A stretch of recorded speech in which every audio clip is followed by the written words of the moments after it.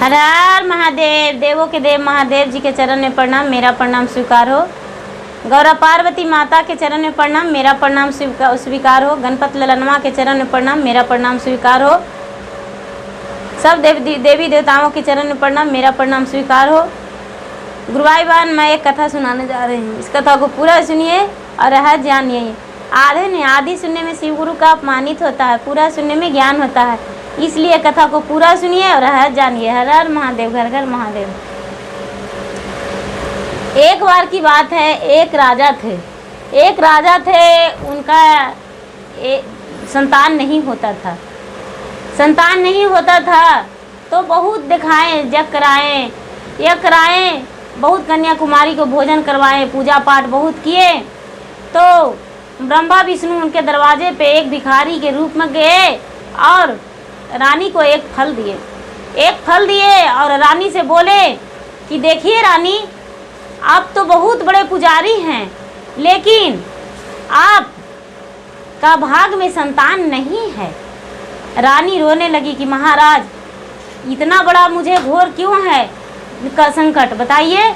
मुझे संतान नहीं, मैं इतना प्रजा को सेवा करती हूँ, प्रजा के लिए अपने जान दे देती हूँ, और आप बोलते हैं कि आपके संतान नहीं होगा।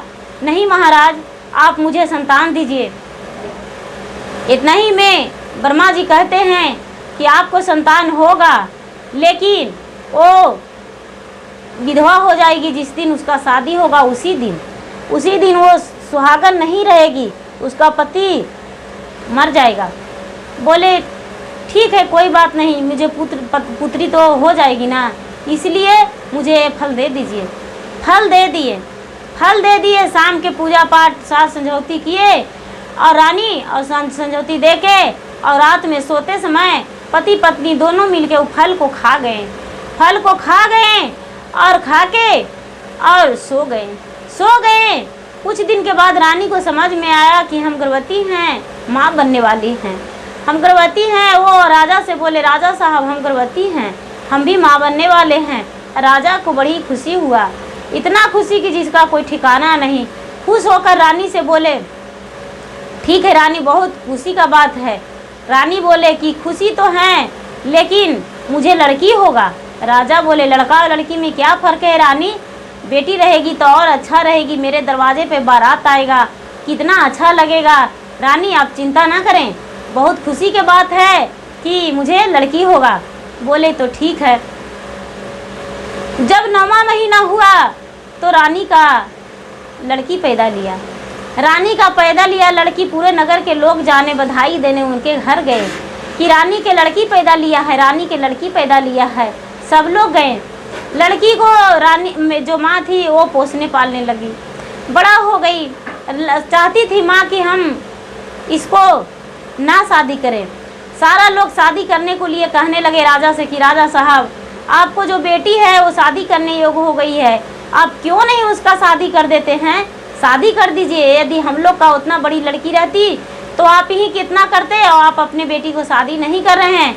माता पिता चिंतित रहते थे कि बेटी का मांग में सिंदूर पड़ेगा, कोहबर में इसका पति दुनिया से चल जाएगा। ये तो बहुत दुख का बात है, कम से कम जितना दिन खुश है उतना दिन तो रह सकती है, शादी तब होगा, तब देखा जाएगा। एक बार माता पिता दोनों आपस में बात कर रहे थे और ये लड़की बोली,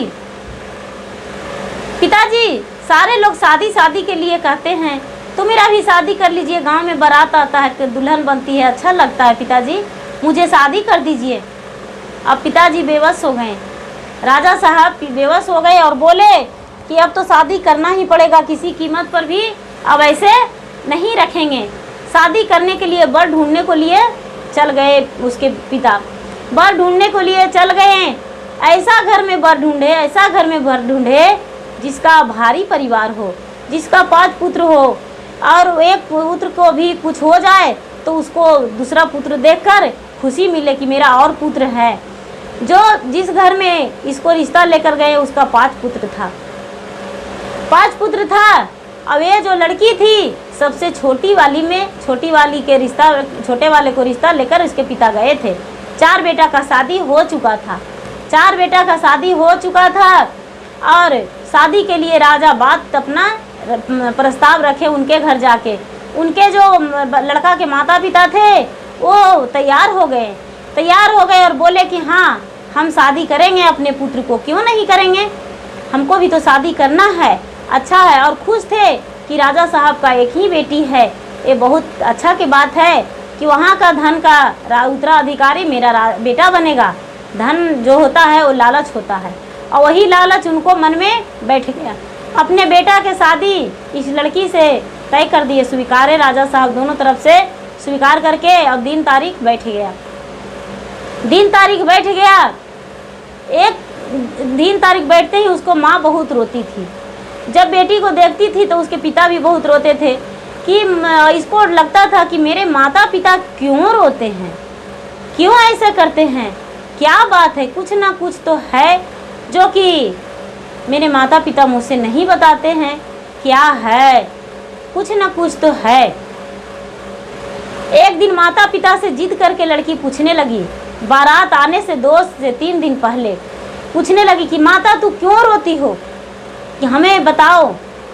माँ बोली, बेटी तू चल जाएगी ससुराल तो हम अकेला पड़ जाएंगे, इसलिए रोते हैं। नहीं माँ, ये बात नहीं है, तू आपस में बातें करती हो अपने मेरे पिताजी से और दोनों रोती हो, इसलिए हमें बताओ, हम जानना चाहते हैं क्यों रोती हो। माँ बोली, बेटी क्या कहूँ, मेरा तू कलेजे का टुकड़ा है, और वही टुकड़ा पे यदि चोट लगे तो बताओ कि वो मनुष्य को क्या हाल होगा। बेटी बोलती है, माँ वो तो बेचैन हो जाएगा, उसको तो जीना मुश्किल हो जाएगा। माँ बोली, बेटी तो वही बात है, तुम्हारा कलेजे पे चोट लगने वाला है बहुत बड़ा।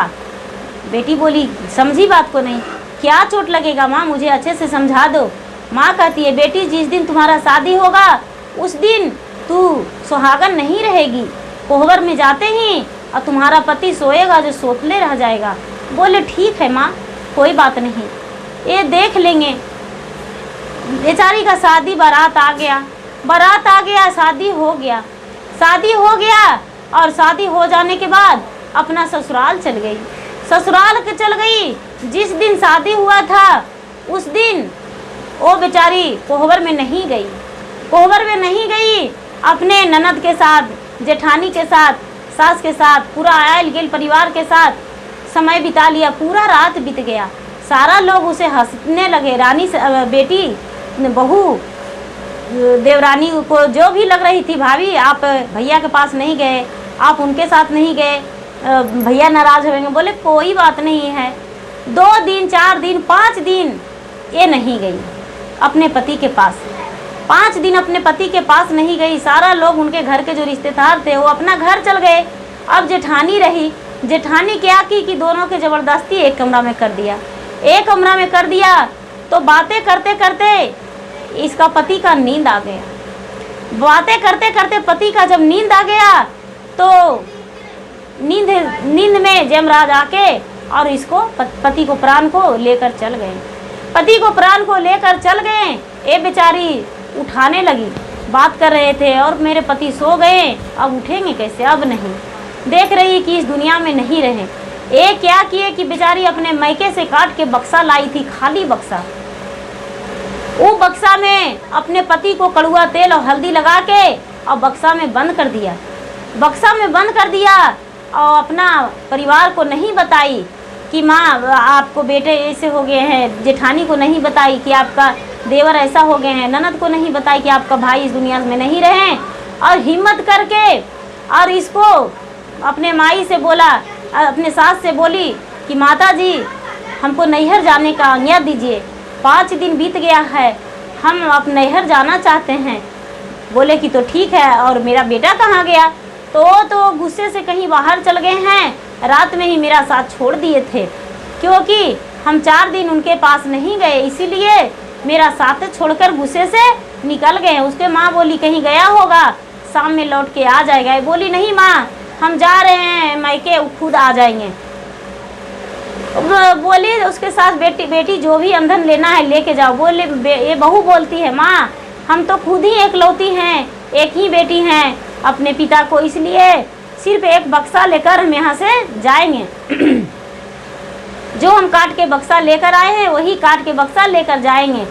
और काट के बक्सा रानी जो इसके साथ क्या किए कि काट के बक्सा एक बेगार देकर उसको भिजवा दिए डोली कहार से। आगे आगे डोली कहार, पीछे से बेगार काट के बक्सा लिए हुए जा रहा है। चलते चलते चलते रानी अपना घर के ओर नहीं गई। चलते चलते चलते चलते कहीं पर सांझ हो गया। जब शाम पड़ गया तो एक बहुत बड़ा विषैला टील्हा मिला, ऊंचा था। वहाँ पर नाग नागिन पूरा खतरेलू इंसान रहते थे, उतरा विषैला इंसान। वो क्या किया कि यहाँ पर हम जो रह जाएंगे तो यहाँ पर तो बहुत खुशी की बात है कि कोई नहीं सुनेगा, सुनसान है, यहाँ कोई आसपास में गांव नहीं है। वो कहार से बोला, भैया मेरा डोली इसी जगह रख दीजिए। और जो बेगार था बक्सा लिए तो बोला, भैया आप भी इसी जगह मेरा बक्सा को धर दीजिए, यहाँ से मेरा मैके नज़दीक पड़ता है। जो कहार लोग थे वो बोले कि नहीं रानी साहब, हम अकेले आपको छोड़कर कैसे जाते हैं। बोले कि हाँ आप लोग चल जाइए और बोलिए कि हम उनको मैके पहुंचा दिए हैं।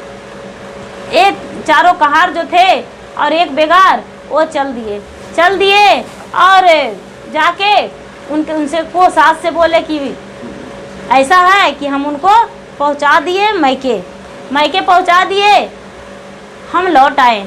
उसके साथ ससुर परिवार खुश हो गए और उनको कोई चिंता नहीं रहा कि हाँ मेरा बेटा को क्या हुआ है।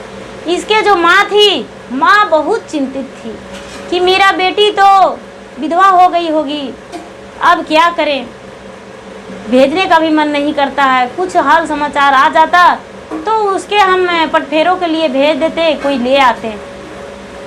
ये बेचारी क्या करे, कुछ नहीं कर पा रही थी माता।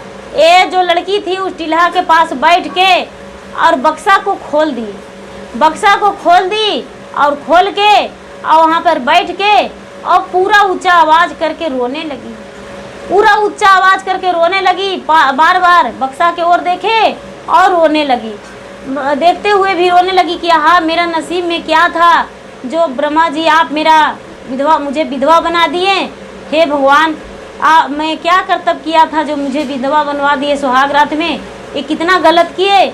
ऐसे करके पूरा विलाप कर करके रोने लगी तो उसमें एक नागिन रहती थी। एक नागिन रहती थी, वो इच्छाधारी नाग और इच्छाधारी नागिन थी। वो हजारों वर्षों तपस्या करके अपना रूप बदलने को लिए भगवान से प्रार्थना किया था, शंकर भगवान से। अब ये लड़की जो थी वो भी शंकर भगवान के प्रतिदिन पूजा करती थी, प्रतिदिन पूजा अर्पण करती थी, भजन भी करती थी। वहाँ पर बैठ के जब रोने लगी तो पहले नागिन निकली और कह रही है कि बहन तू क्यों रो रही हो, बताओ मेरे घर के सामने और आके तू रो रही हो इस सुनसान जगह पे, क्या तुम्हें हुआ। ये लड़की कहती है, भला मैं अपना दुख क्यों बताऊँ नागिन माता तुम्हें, तू क्या मुझे मदद कर दोगी। नागिन कहती है, हम तुम्हारा मदद तो नहीं कर सकते हैं, लेकिन तुम्हारा दुखड़ा को कुछ हम कम कर सकते हैं। ये बोली, रहने दीजिए, तो हम आपसे अपना दुख नहीं बताएंगे। फिर और ज़ोर ज़ोर से चिल्लाने लगी, पूरा रोने लगी। आधी रात तो ऐसा ही करते करते हो गया। जब आधी रात हो गया तो ये जो थी नाग निकला कि आज सोने नहीं देगा, कौन है, क्यों चिल्ला रहा है, इतना रो रहा है मेरे घर के सामने, आज बिल्कुल बेचैन करके रखा है, मेरा मन अजीब हो रहा है। नाग और नागिन दोनों ऊपर आए। नाग बोलते हैं, तुम कौन हो और यहाँ पर क्यों रो रही हो, मुझे बताओ तुम्हारा क्या कष्ट है। ये बेचारी हाथ जोड़ के कहती है कि नागदेव, मेरा अब तो बहुत बड़ा कष्ट है, क्या मेरा कष्ट को आप दूर कर देंगे। बोले कि हाँ हम दूर कर देंगे, लेकिन मुझसे पहले सुनाओ अपना कष्ट को, क्या तुम्हें कष्ट हुआ है, क्यों इतना दुखी हो, हमें बताओ। ये नागिन से कहती है, नागिन मेरी बात सुनो, यदि तुम्हारा जिंदगी में तुम्हारा पति ये नागदेव ना रहे तो तू क्या करोगी, बताओ। ये नागिन कहती है, क्या करेंगे, मेरा पति जब इस दुनिया में नहीं रहेंगे तो मेरे लिए दुनिया में कुछ भी नहीं रहेगा। ये लड़की कहती है, बक्सा में थोड़ा सा चढ़ के देखो, ये बक्सा खुला है, उसमें देखो क्या है। नागिन उस बक्से पर चढ़ के देखती है कि इसका पति है। इसका पति लाश है। बोले, ये तुम्हारा पति है, तो हाँ, तो ये तो उसका माटी पड़ा हुआ है। नाग कहता है, धीरज धरो, हम तुम्हारा पति को जिला सकते हैं, लेकिन यहाँ पर तुम्हें 7 दिन रुकना पड़ेगा।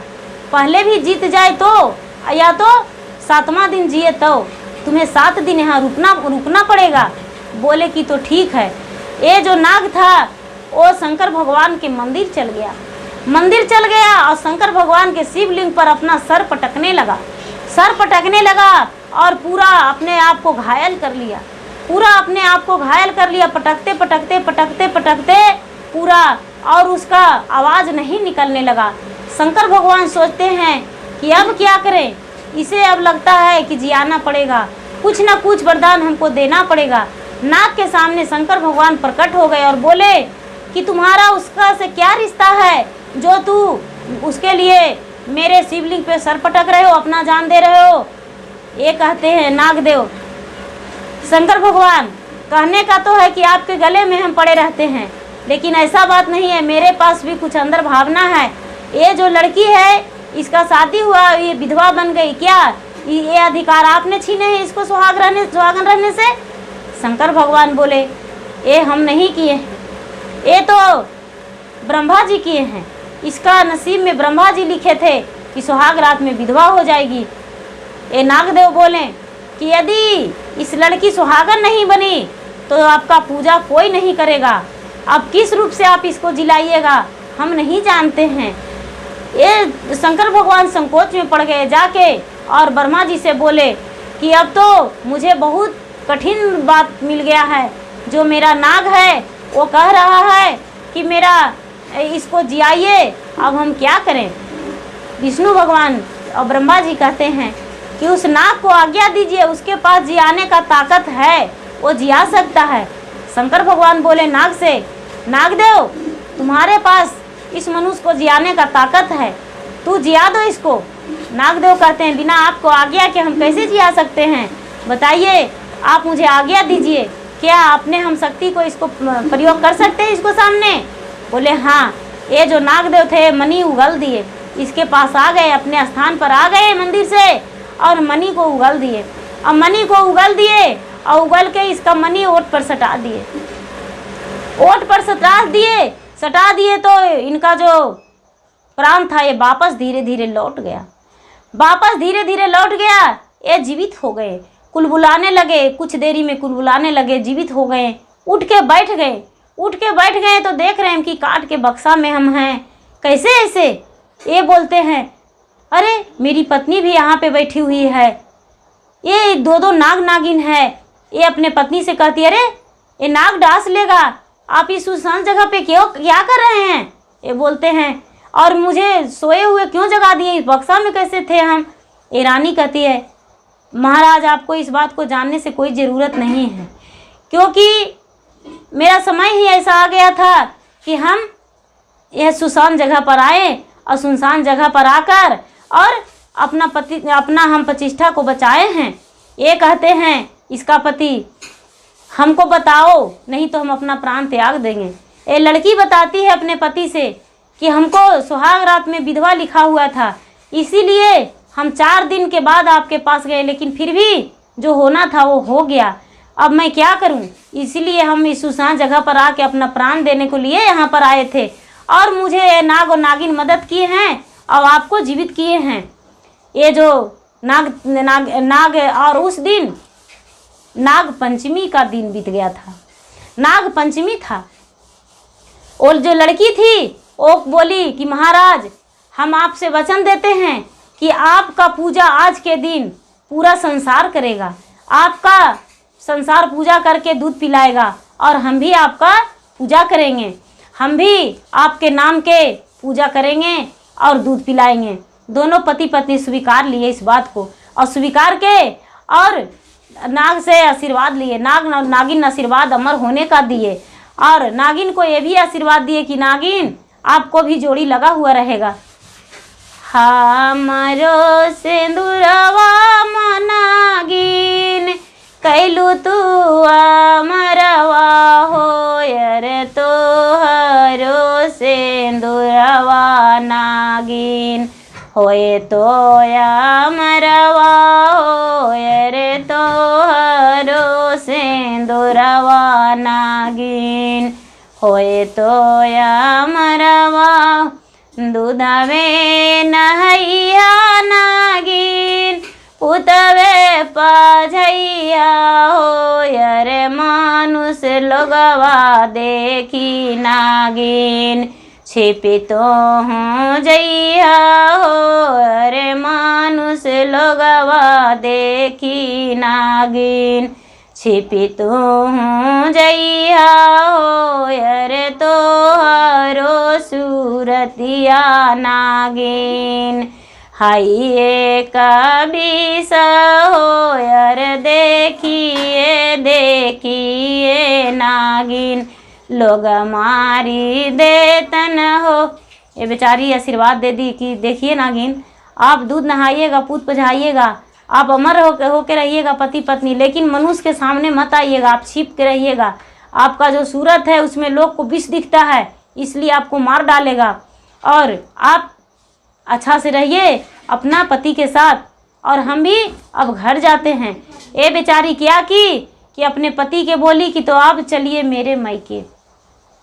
अपना मायके चल गई पति पत्नी दोनों। उसको माँ देखकर बहुत खुश हो गई।